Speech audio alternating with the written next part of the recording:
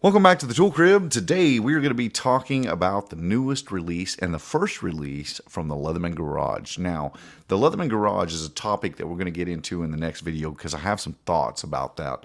The new Leatherman Garage, which basically is a small group of engineers who are the research and development team that are going to try to bring new tools or new ideas to market. So it'll be interesting how that plays out going forward, and we'll get into that in the next video. Today we're going to be looking at their first release though, and this is the Mr. Crunch. Now those of you that have some knowledge of the history of Leatherman Tool Group, and in particular those that have knowledge of the struggles that Mr. Tim Leatherman went through in order to bring his multi-tool idea into the marketplace, this particular multi-tool or this particular design holds a great significance for Leatherman themselves. So we're going to talk about that towards the end of the video. First, let's get into the Leatherman Mr. Crunch. So it appears that the tools that are going to come out of the Leatherman Garage are going to have a more or a different feel to them, and that is especially evident in the packaging, and it's something I actually rather like. It gives it more of that prototype feel. So the box that it comes in is a really simplistic box emblazoned with the Leatherman Garage logo on it. And if we look inside, we have the user manual or the quick start guide for the Mr. Crunch itself. And they also include a sticker that comes along with it. Now, for those that are interested a little bit more in the history of this design, they have included a little bit of the history. It was one of Mr. Leatherman's very first prototype designs that was a little bit too complicated, too expensive to manufacture back when Leatherman Tool Group first started. And so they have brought it to market in their latest frame, which is the P4 frame. Now with this, inside the tool came inside of a new heritage holster that's specifically built for this tool and the tool itself. So let's get into the Leatherman Mr. Crunch. Now, as I mentioned before, the Mr. Crunch is going to be based or built on the Leatherman P4 frame. Now, if you've watched this channel for any length of time, you'll no doubt know that I'm not the biggest fan of the free series of multi-tools. However, that being said, this was really the only viable option that Leatherman had in their current lineup in order to bring this type of design into reality. And so I think they chose the right frame for this one, though I'm still, for various different reasons, not a huge fan of the free series itself. So let's get into a couple of the most distinguishing factors for this multi-tool. So first of all, again, P4 frame, but the frame on this one doesn't have the same texturing that you'll find or stamping that you'll find in the P4 frame. It leaves it smooth. Has the Mr. Crunch logo by Leatherman Garage, Portland, Oregon, which is a nice little touch. And then the, I guess this will be their series number on the other side. And then it comes with the P4 or the P series, or I guess the free series clip that'll come with there. Now, when we open it up, the biggest thing with this one is going to be the pliers, the dual action pliers. So when you open this up, when it comes out of its closed position, these automatically engage, by the way. You don't have to re-engage them every time. So when you open it up, it has a two-stage plier system wherein it has the cutters and the regular pliers in one unit, but the needle nose portion of these are a separate unit that will slip up over the top of these pliers so that you can use these both as a more of a needle nose, not a true needle nose, because they have a really wide flat tip on these as opposed to a lot of other Leatherman tools, and there is a little bit more play than what you would normally find with a Leatherman multi-tool, and that's to be expected because this is more in a two-piece design. So when you open these up though, it provides just enough clearance where this portion, the needle nose portion, will fold down and actually fold back into the tool. And we're going to talk just a little bit more about that in a second. And that's going to expose just the regular pliers, which allow you to get down really closely on fasteners instead of having the needle nose portion kind of sticking out in front of you, which is a very interesting concept, and it was a very good prototype design. Now, from a practicality standpoint, I really don't know how well this would be received in the marketplace as on the whole, because I don't feel like it's the most practical of designs. But we'll talk a little bit more about that in a little while. I want to go back to these fold-out tabs. Now, this was, on some level, you just have to appreciate, and one of the things I've always appreciated about the Free Series is the level of engineering and design that went into it. While I'm not a huge fan of the finished product, the engineering that went into the Free Series is actually quite impressive, and the Mr. Crunch is just continues with that theme. So in the Free Series, in the plier handles themselves, not the handles of the tool, but the portion where the handles will bolt into the pliers themselves, they have an elastomer bushing, which allows the tool to, let me just close this up and we'll just open it up and kind of show you first. Well, I didn't want to close correctly. There we go. So when we open this up, and let's see if we can get it in an orientation that would better show this. So as we open these up, when the stops for the tool are here and they engage with the notches in the handle. So as we open it up, one thing that you're going to notice is this is going to bump against the stop and it's going to push into that elastomer bushing.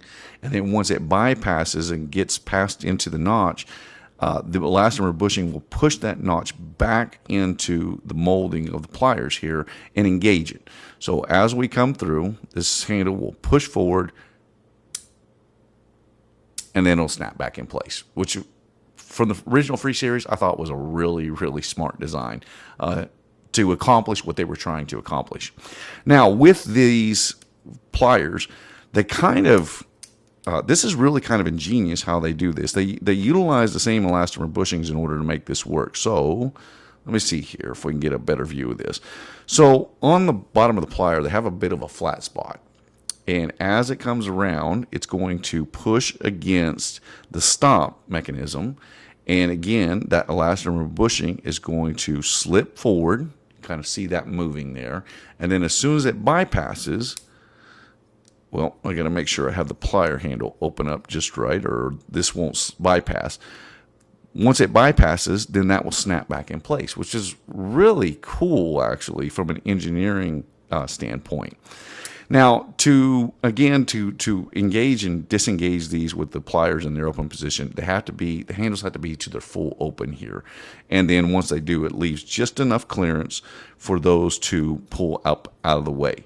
So they engage fairly well overall.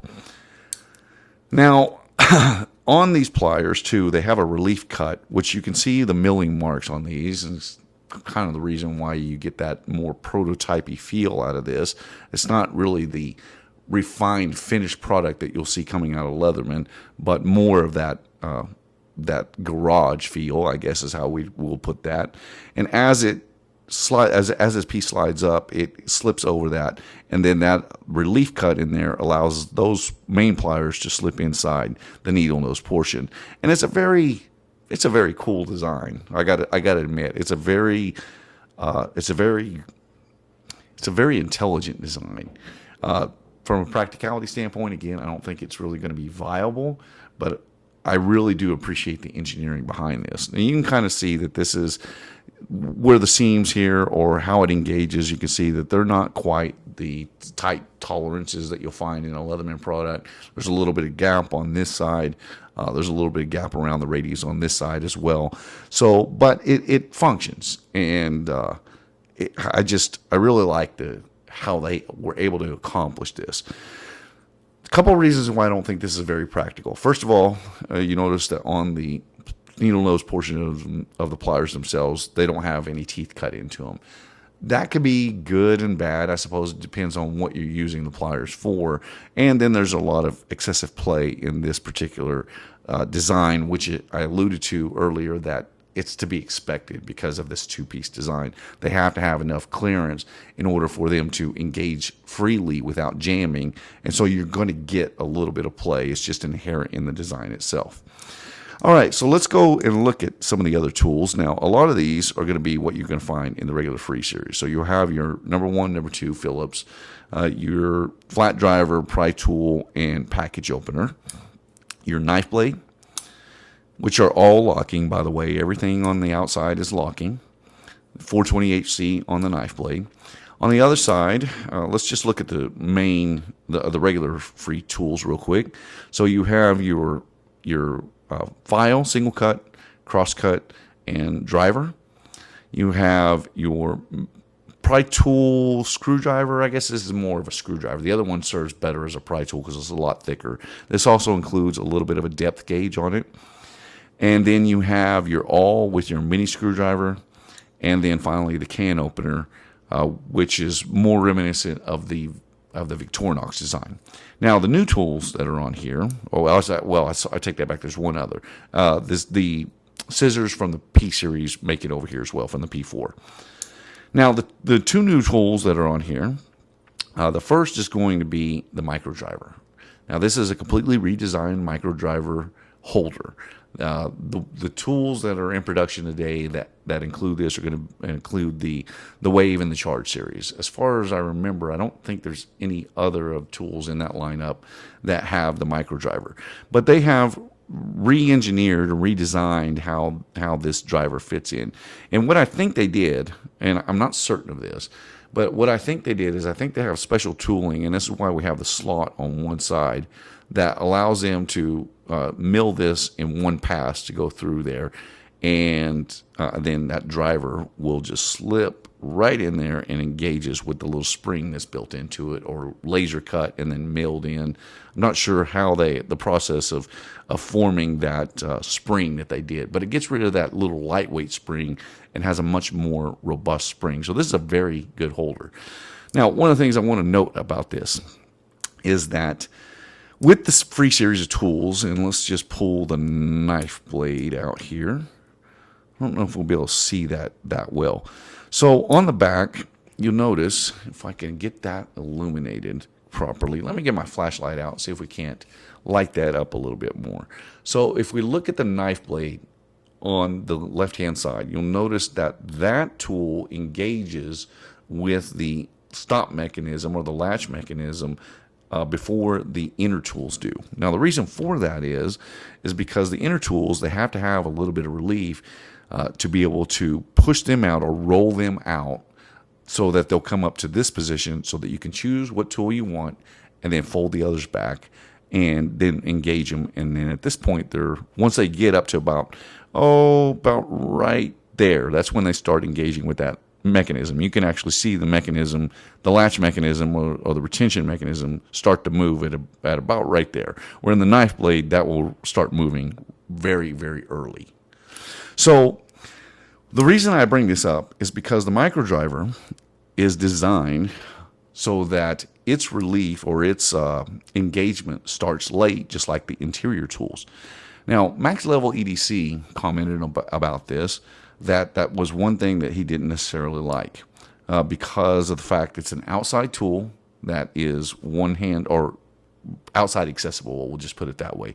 And so he thought that it should be more like the knife blade where it engaged early and held that tool down until you actually forced it up out of there. Now, I have a little different opinion about that. First of all, I think they did this for two different reasons. The first of which is that this is not a sharp tool, and so for it to come out accidentally is it's not inconceivable, but it's pretty minimal that it'll happen. Now, I know the free series, if you pinch on them hard while using the pliers, they can tend to pop out a little bit. But this is not a tool that I'd be worried about cutting myself or anything like that. So that's the first reason. Now, the second reason I think they did this is because inherently the Leatherman Garage is designed, or is the theory behind it is that it is to bring new ideas to market, to test them in the real world, to see what they can improve or what they can change on existing multi-tools, or maybe come up with a completely different model. And the reason that I think that possibly they could have made this like this micro driver in the fashion that they did is because I think that maybe this might see its way into the next generation of free series, because it could very easily be moved over and made into the interior tools. And instead of designing it as an outside tool and then later having to change that geometry on that tang, they just went ahead and made it the way it is. Now, it has plenty of retention with the magnetic architecture that the Free Series uses in order to hold it down. So it wouldn't surprise me at all if this made its way into future iterations of the Free Series. Now, we're going to go around to the next tool that is new for this tool, for the Mr. Crunch, that we don't find in the Free Series, and that's going to be the chisel. So the chisel has a fairly decent grind profile on it. Also has a side grind profile on it. Has a notch cut out for to be able to get a hold of it and get it open. Now you will notice that this one, as soon as we open it, it engages early with that lock mechanism. So this is designed to be an outside tool. Now, I also believe that this one can make its way into the next iteration of the Free Series. And I say that I don't have any knowledge of this. This is where my thoughts go. And the reason I think this is because if they were just going to make a chisel, they might have left it just as a chisel. But they didn't do that. They added in the secondary notch, which also works pretty much in the same way that the driver / pry tool / package opener works, where this will also function as a package opener. Now, what I think, and one of the biggest mods that you'll see on a Free Series is replacing them with 3D printed bit holders, as opposed to the drivers that they include now, because this is another one of my issues with the Free Series, is that it really uses some of the cheapest of the Leatherman tools in its tool set. Stuff that you would find in the Rev, the Wingman, or the Sidekick, which when they started out were the really budget tools from Leatherman. And so that's part of the reason why I don't necessarily like the Free Series. It's just one of a couple of things, but that's definitely one of them. So I believe that in order to maintain the package opener function, they have tried to do that with this new chisel tip, which also includes that same cut edge. So this can work as a chisel or as a package opener as well. And I think it might bode well for the future that they might exchange these two for a dedicated bit exchanger, which would make a lot of people happy, I think. Now, I know there are those that don't necessarily like a bit exchanger, that would rather have just the solid state onboard tools, but I tend to think that Leatherman might be looking in that direction because, as I mentioned before, one of the most popular mods on the Free Series is to do exactly that. Now, the Leatherman Mr. Crunch, I don't think is a practical tool, and it's for a couple of reasons that I mentioned. First of all, it has a more complicated design, and so it's going to be a lot more expensive tool. These went out of the Leatherman Garage at $200 a piece. A lot of people are not going to pay anywhere close to that for a multi-tool, and that is completely understandable. So why did they make it? Well, here's what I think, and I don't have any knowledge of this. Again, this is just where my thoughts lead me, is that Mr. Leatherman is now in his golden years, and this was basically his baby. This was one of his very first prototypes, and I think as a nod to Mr. Leatherman, they wanted to bring this to market specifically for him. And if that is the reason behind it, I think that is a fabulous thing. I think that was I have zero problem with it. Now, Max Level EDC brought something to my attention, and one of the biggest complaints with this multi-tool was the fact that they only made 500. Well, if you know a little bit about the Leatherman history, the very first order that Mr. Leatherman got for the PST was an order through Cabela's for exactly 500 units. And he talks about it, Mr. Leatherman talks about it in a couple of different videos that I've seen, actually, and how relieved he was after all those many, many years to be able to get that first order of 500. Well, it just snowballed from there. Immediately, they sold out within a week, and he was off and running. So I think that the 500 count for this release is more of a nod to that first order, and the Mr. Crunch design is to bring Mr. Tim Leatherman's one of his original prototypes to actual fruition. And for that, I think this was a very, very good thing. It's more of a collector item, and I wish that they could have made more than 500 because I know a lot of collectors would like to have this in their collection. I was extremely fortunate to be able to acquire one myself. I like this design. I really appreciate the engineering that went into it, but I don't think it is a very practical tool. Now, I do like a couple of the chisel and the new micro driver bit that they've made for this. I think those are very well done, and I think that could bode well for the future of the Free series itself. So this is the Mr. Crunch. It is a really intriguing multi-tool, and I'm very, very glad to be able to add it to my collection. My name is Ben. You've been watching the Texas Tool Crib. I appreciate you watching, and I'll see you in the next one.